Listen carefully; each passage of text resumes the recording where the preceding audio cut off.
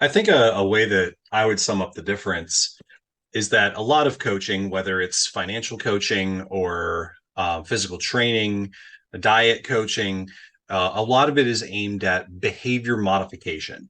It's that you have a fundamental set of behaviors that are not working for you, whether that's spending too much, eating too much, watching too much Netflix, whatever it is, and that's your problem.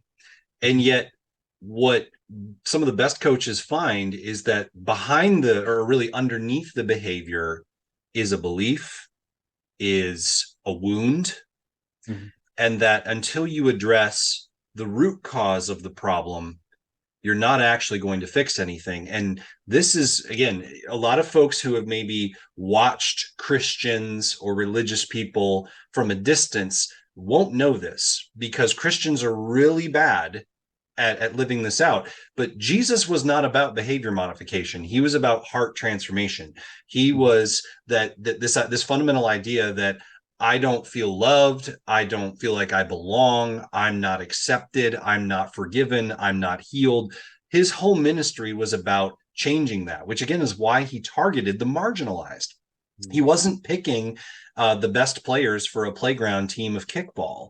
He picked losers. He picked sinners. He picked people that modern society would be like, you've got to be nuts. You don't build a movement out of these people. But the fundamental idea is that we all carry wounds, we all carry hurts, and we all carry false beliefs about ourselves. I'll never be good with money. I'll never be able to stop smoking or vaping or drinking or eating fast food or this or that. I'll never get below a certain weight. I'll never fit into this pair of pants.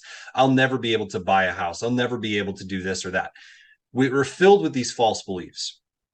And Christian financial coaching doesn't say, oh, you can have whatever you want because God loves you and is going to bless you financially.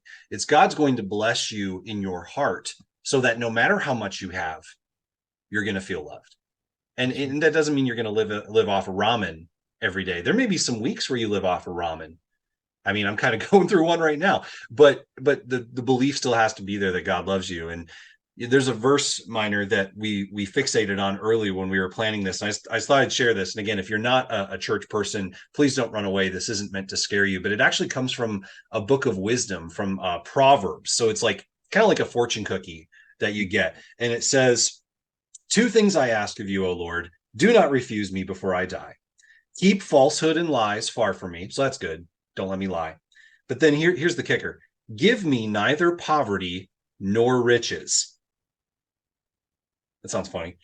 Give me Mhm. neither poverty nor riches, but give me only my daily bread. Otherwise, I may have too much and disown you, or I may become poor and steal, and so dishonor the name of my God. And I feel like that puts to bed a lot of false beliefs about religion, that religion either wants you to be rich or it wants you to be poor. And the answer is there's problems with both. What do Yeah, you think, Miner?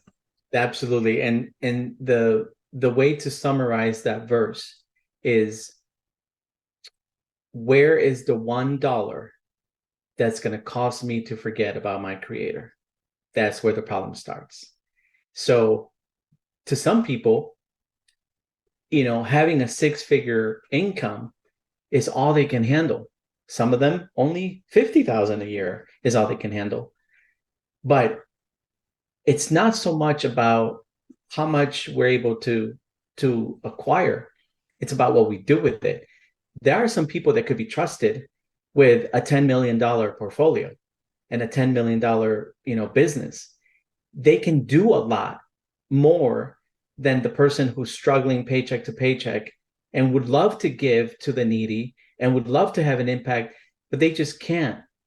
It's impossible for them to do that. So there's two schools of thought. Well, oh, Jesus was poor, so I'm going to be poor, and there's this kind of a negative view of having wealth. Well, think of King Solomon. Think about what he had.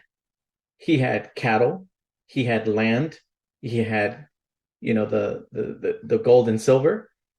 He was able to do a lot more than maybe, the average American, right?